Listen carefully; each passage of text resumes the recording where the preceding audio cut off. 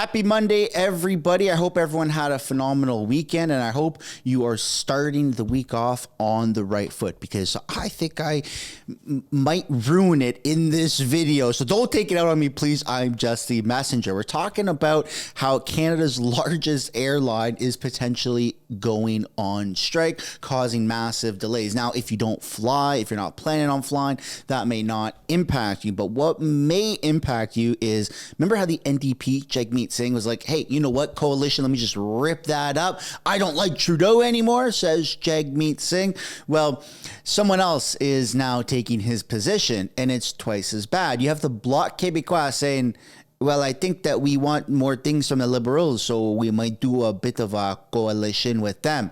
That's right. Bloc Québécois is now saying, now that Jagmeet Singh is out of the way, we're going to cozy up to Liberals, to Justin Trudeau, so that we can get what we want. And the bad thing about that is that sucks, but also the fact that the Bloc has twice the power that the NDP does. Yeah, so remember that thing where I said I might ruin your week? That's it. We're going to be taking a look at that. Welcome back to the channel. Welcome back to another video, everybody. Before we get into it, I do want to encourage everyone to smash the like button, subscribe if you haven't already. It does really help grow the channel. And once you are subscribed, I hope you consider turning on that little bell notification so you can actually be notified of upcoming videos. And without further ado, let's get into it. So we're taking a look at the polls. They did update yesterday on Sunday, but for those that didn't see it, here we are. Conservatives, Pierre Poilievre, up at 212 projected seats, up from, I think it was at 210, so that's looking good. Bottom line, 181, top end, 234. Justin Trudeau has gone down from 83, 80 something, down to 77. And then you have Bloc Québécois is up to 36, whereas Jagmeet Singh and the NDP at 16 projected seats. So as you can see, the Bloc strategically does get more seats. Now, when it comes to popular vote projection, federally speaking, you do have the NDP is double the power of the Bloc. But when we're talking about seats in the House, voting power, the Bloc, the Separatist Party, does get a lot of say in what goes on. And that's why you have Justin Trudeau that's been panicking over Jagmeet Singh tearing up that coalition, because every single bill, every single motion that the Liberals have put forward or that the Conservatives have tried to put forward, it either gets immediately approved by the NDP or it gets immediately denied by the NDP if it's Pierre that brings it forward. But now that the coalition is bye-bye, you're having the Liberals going, well, which way is he going to vote for things or try to push things in committee? So things have been pretty much been done in a fast and rapid fashion within government, because they almost get a majority government. Everything that they say, everything that they push forward gets approved, and their opponents get denied immediately because of that position of the NDP being in that coalition. Now, hey, woohoo, they're gone. Jagmeet Singh is standing up. He's fighting the good fight, right? Corporate greed, a few Trudeau, but now you have someone with twice the amount of seats, the Bloc Québécois, with 36 projected seats versus the measly 16, going, hey, hold on a second here, we might want to be on that payroll for that coalition.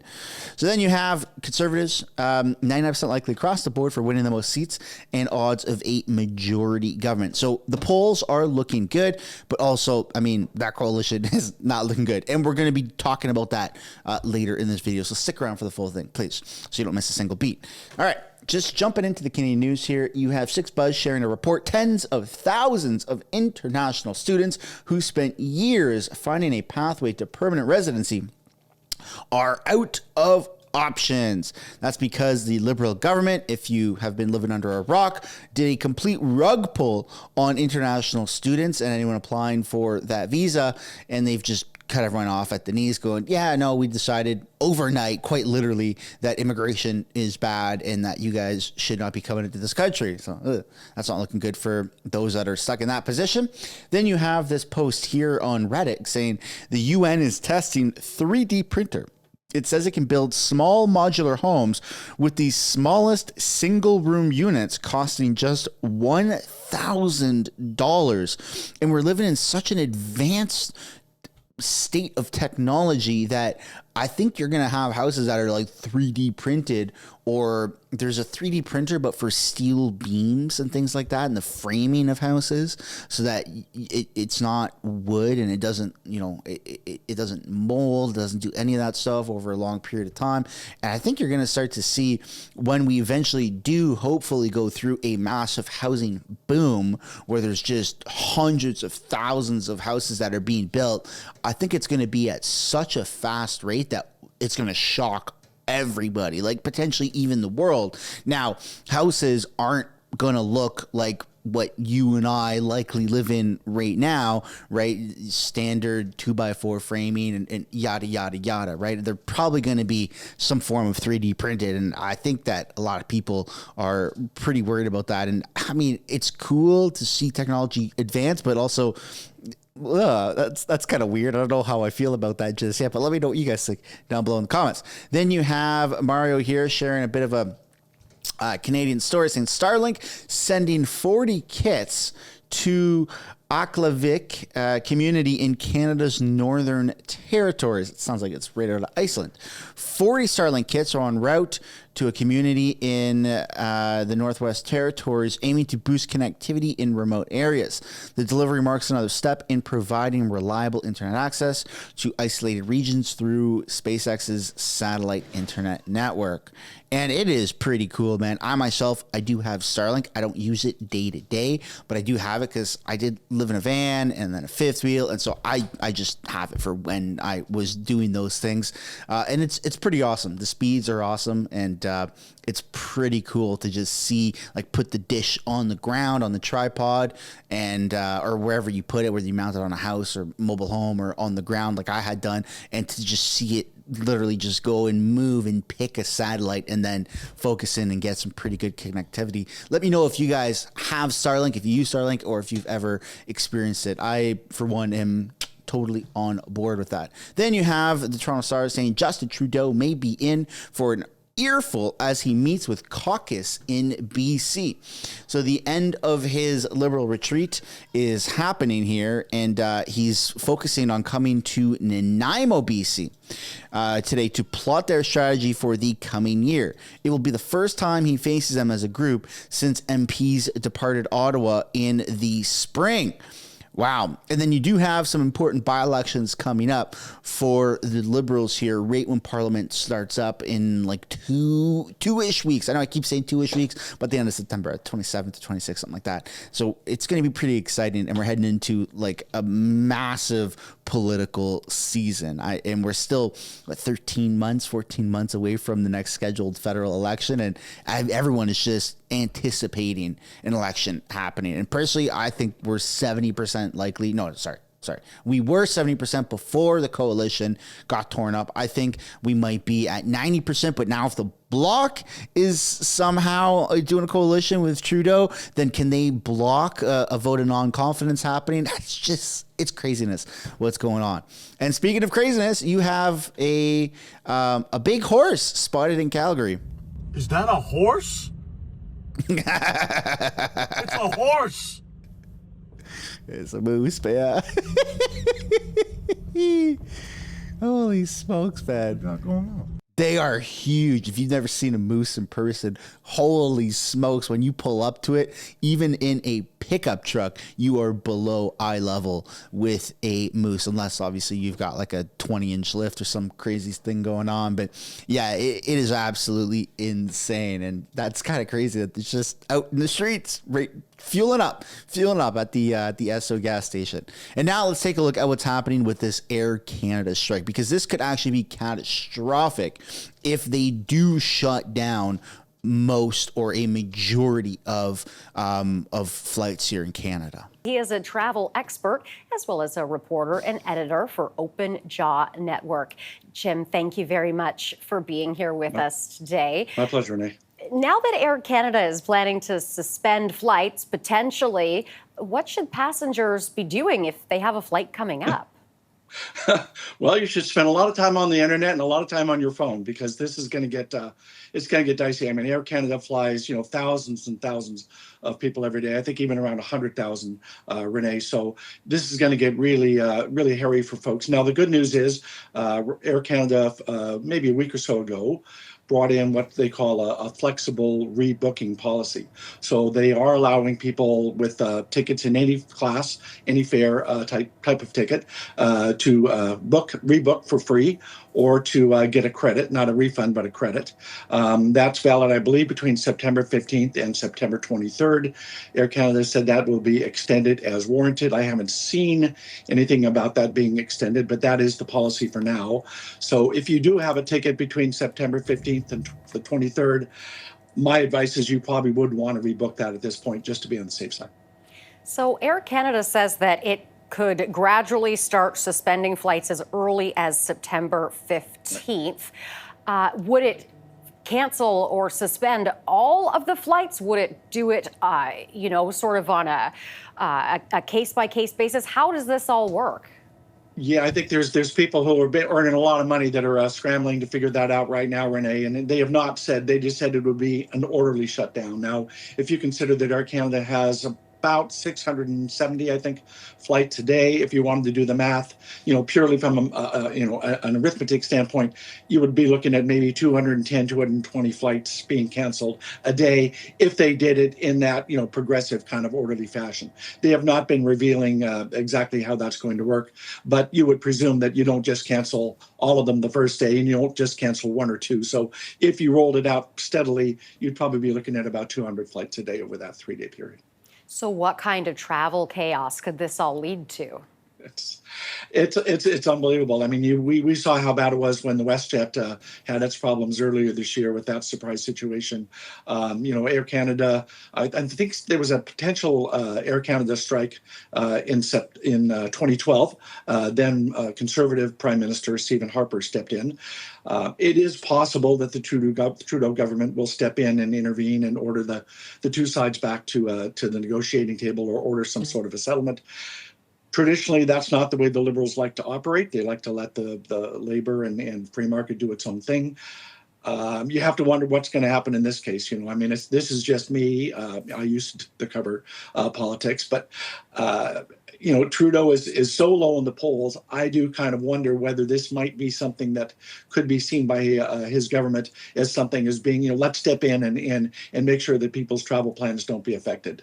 Then again, he's as far back as I've seen him in the polls. Maybe it really doesn't matter if he solves an Air Canada strike. But yeah, you're right. I mean, chaos is a good word for it. You're looking at least 100,000 passengers a day, or something around 100,000 passengers a day, with potential flights being canceled if all of Air Canada is not available. So it could be really very, very difficult for folks quite soon, unfortunately. Well, I'm sure a lot of people's fingers are crossed for a settlement here, or for this to be resolved. So what I'm hearing is that it sounds like it's just going to be an average day for Air Canada. I'm just kidding. All jokes aside, that is absolutely insane. That's gonna really have a bad impact on our economy, on our businesses, on the way things work, because a lot of people obviously use those flights not just for pleasure, but for business, to go and get things done. And if you can't get from one side of the country to the other because of these strikes that are going on for potentially an unknown amount of time, it could be pretty bad. But I'd love to know what you guys think down below in the comments about that. Then you have CTV News sharing this post here saying, timeline, the rise and fall of Prime Minister Justin Trudeau's political fortunes. All right. So Justin Trudeau faces an uncertain future after the small party has helped keep his Liberal minority government in power withdrew its automatic support on a Wednesday. The blow is the latest in a series of political woes and missteps that have helped reduce Trudeau's popularity. Recent polls show his Liberals would be crushed by the official opposition Conservatives in an election that must be held by the end of October 2025. The withdrawal of the left-leaning NDP from its agreement to the Liberals would bring forward an election months earlier. Here's a timeline of key events charting the arc of Trudeau's misfortunes. October 2013 wins the race to become the Liberal leader. Boo. October 2015 leads party to a victory in a federal election. December 2017 found guilty of conflict of interest. Yeah, that's when it started. February 2019, S&C Laughlin scandal. September 2019, blackface scandal erupts ahead of election. October 2019, Liberals reduced to minority in House. August 2020, Finance Minister resigns. September 2021, failed bid to win back majority in House. 2023, July, polls show Liberals steadily losing popularity. June 2024, Liberals suffer bad defeat in special election. September 2024, NDP tore up the coalition. And I find it convenient that they left out what happened in September, October of 2023, where they invited a literal Nazi into Parliament. Very interesting that they swept that under the rug. But I'd love to know what you guys think down below of CTV's compilation of the timelines of Trudeau's controversies. Speaking of controversy, we're finally going to address the elephant in the room. Bloc Québécois doing a coalition with Justin Trudeau. Now, this is very much an emergency. This is catastrophic. Whatever it was for the NDP, this is twice as worse because they have twice the voting power. Now, even if the NDP were to side with the Conservatives right now when House resumes, and it was NDP and Conservatives versus Liberals and Bloc, how would that look? It would still potentially be favorable for Justin Trudeau with this new coalition. So that's how bad it is. But let's get into the actual news here about it. So you have Anthony Laurie sharing, apparently the Bloc is thinking about forming a coalition with the Liberal Party, filling the void left by the NDP's withdrawal from the coalition. And this comes after a CTV article says Bloc Québécois ready to extract gains for Quebec in exchange for supporting the Liberals. Let's take a look at what the mainstream media has to say. CTV's chief political correspondent, Vashi Kapellos. Good morning, Vashi. What will the mood be at this retreat? Is Trudeau facing an unhappy caucus? I think they're pretty used to the feeling that they've had over the last year, which is that they fully acknowledge and are aware of exactly what you just laid out, sort of what the party is facing, and in particular the Prime Minister, when it comes to the electorate. I think what's shifted, particularly over the last week, is what you mentioned, the breakdown of the deal with the NDP. And then what I think behind the scenes will have an even larger consequence, and that's the resignation of the campaign director, Jeremy Broadhurst. He wasn't just the campaign director. He also did that in 2019. He was a very close advisor in the Prime Minister's office, one of the two or three closest people to the Prime Minister in his office. So his resignation, I think, from my conversations over the weekend with a variety of Liberals, has sent a lot of shockwaves and sort of questions about what their strategy is moving forward, particularly heading into the possibility of an early election. So I don't know exactly what the mood will be like, but I do think that there, as you said, will be a lot of questions for the Prime Minister and for the team around him about strategy going forward. Mm-hmm. Now, Mark Carney will be speaking to the caucus. Vashi, does this fuel more speculation?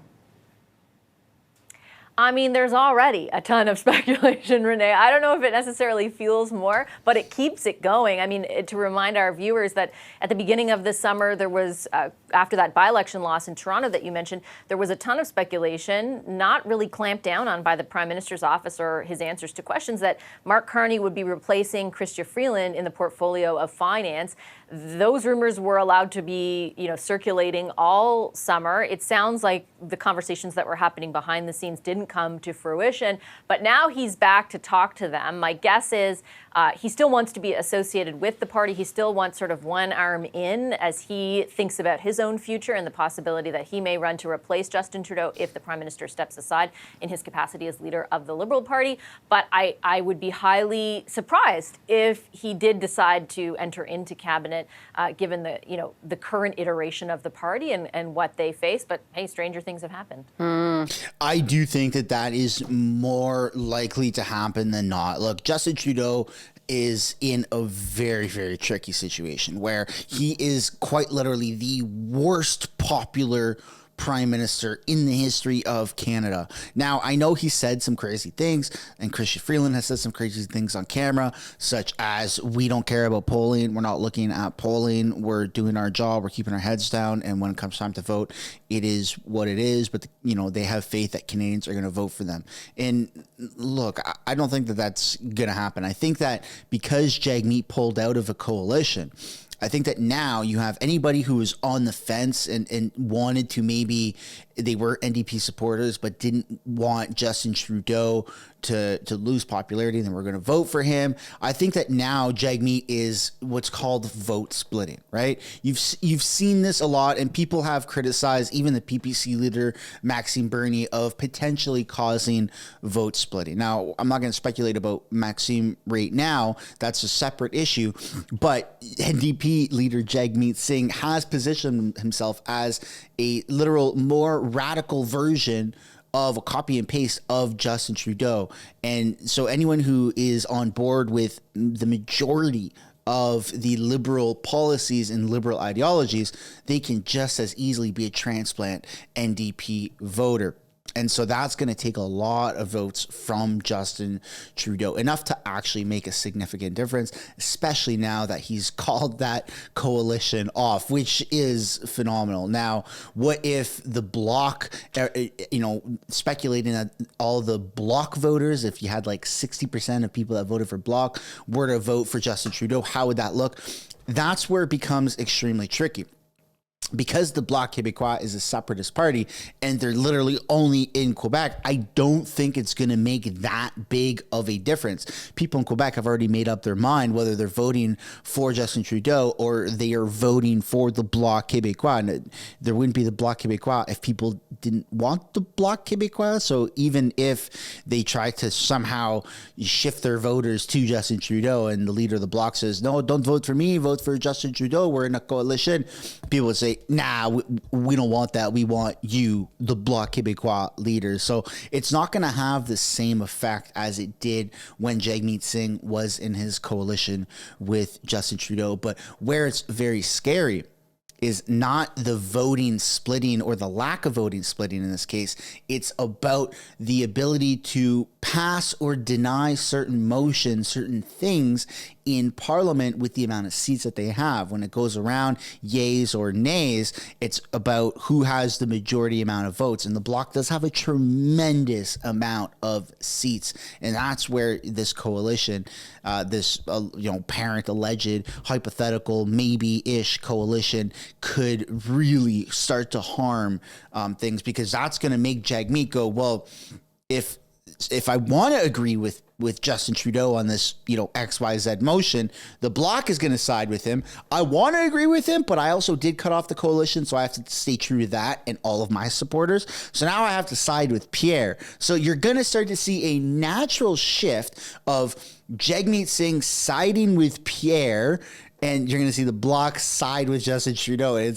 We're in this craziest, most bizarre Mexican standoff in Canadian politics of both parties, the majority parties, right, or the most important parties, the Liberals and Conservatives, are kind of flip-flopping who their coalition partner was. You had the Bloc side with Pierre on a lot of things in the past, and now they're crossing the line to the Liberals and NDP. Is, I guarantee you're going to see some weird shit where Jagmeet is going to heavily agree and vote with Pierre Poilievre. And I called this before, 6 months ago. I said, you're going to see Jagmeet start siding with Pierre in the near future. And mark your calendars, folks. Mark your calendars. That first week of Parliament, when they do resume, you're gonna start to see Jag and Pierre team up, and it's gonna be bizarro world. Is it gonna last the distance until the next election? I have no idea, but it's gonna happen immediately when Parliament resumes. Now, meantime, the leader of the Bloc is trying to leverage the moment. Vashi, what can you tell us? Well, who can blame him? He has all the leverage now. The NDP have ripped apart, in the words of Jagmeet Singh, their agreement to keep the Liberals in power in exchange for a host of policy initiatives. And now the Liberals have to look to other partners in order to stay in power, because the goal is, of course, to give yourself as much time as possible, if you are the Liberals, in order for lowering interest rates and the lower rate of inflation to take hold among Canadians, for their economic kind of circumstances at an individual level to improve, so that the political context around the Prime Minister and the Liberals is diluted a bit or diffused a little bit, so people aren't as anxious or angry toward them. That will take a really long time. In order to buy time, they've got to look to who else can support them in their big confidence votes, things like the budget or the fall economic statement, should Parliament, stay on track and resume next week. The Bloc is a natural ally on a number of subjects, less naturally so on others, but the leader of the Bloc will be able to leverage a lot, you would think, for people in Quebec, for the kinds of policies that he wants to see pursued, because the Liberals sort of can give him that leverage, can go say, okay, we have a lot of stuff for Quebec that we're willing to do in order to stay in power. It's kind of a small price to pay in the views of Liberals. And so I would look ahead to them leaning on the Bloc quite a bit, and at times even on the NDP, to remain in power. Interesting. All right, CTV's Vashi Kapelos reporting in Ottawa. Thanks. I'm calling it, folks. I'm calling it. Mark this video, save this video, send it to yourself, do whatever you have to do. Screen record this part, but I guarantee you, at the end of September and the start of October, you're going to see some of the most bizarre things where Jagmeet Singh, the leader of the NDP, sides with Pierre Poilievre, and the news is going to start talking about the fact that, is Jagmeet going to enter a coalition with Pierre Poilievre? And then you're going to see Jagmeet Singh deny any of those claims when he goes on CTV Power Play with Vashi and say, absolutely not. We stand against the Conservatives. They're right-wing crazy, paid by Russia, and Justin Trudeau has failed this country, and we stand on our values. But then you're going to start to see backdoor deals happen between Pierre and Jagmeet. I'm calling it right now. I know that's a crazy, crazy thing to call, but I'm telling you, if I've ever seen the script, that's how the script is going to go. At least that's my opinion. And now let's wrap things up with this last video here, where Trudeau may be in for an earful as he meets with Caucus in BC. Liberal caucus retreat kicks off today in British Columbia as the party is trying to figure out its next steps. Prime Minister Trudeau will face a strained caucus, with MPs looking for a plan to address the political purgatory the party has endured for months now. Several MPs have privately and publicly demanded a meeting with Trudeau after the devastating by-election loss in Toronto St. Paul's a couple of months ago. That, of course, was a previous Liberal stronghold. The caucus meeting comes out of two more key by-elections in Montreal and Winnipeg 1 week from today. There's also some buzz ahead of an appearance by the former Bank of Canada Governor Mark Carney, who will be addressing MPs. Hit every button on their dashboard, and there are still 5 flashing red lights saying that they're in an emergency situation. They were, 1 year ago, they were in Charlottetown, PEI, for their caucus. They had discovered the importance of housing. We've had such a massive increase in immigration. We all understand that immigration is how we built this great country, but you have to do a little bit of planning. Since Trudeau arrived, and between Trudeau's arrival and today, 6 million new Canadians. How do you manage that if you haven't thought about housing, healthcare, and education? And that's what the Liberals did, and that's why Poilievre has been scoring so heavily. Now, Mark Carney has long been touted as a possible Liberal candidate or even a potential successor to Prime Minister Justin Trudeau. Right, and we're going to have to wait and see how this plays out, because they are meeting right now, and it's going to be a little bit of time before any footage does come out of this, and there's been speculation that there won't even be cameras allowed to where Mark Carney talks, but you're going to see it. So stay tuned. Make sure you're subscribed to this channel. Make sure you hit that little bell notification. It's absolutely free to do so you can actually be notified of upcoming videos. I'd love to know what you guys think down below in the comments about any of the topics that were covered, and of course, on your way out, smash that like button, and I'll see you guys in the next one. Bye for now.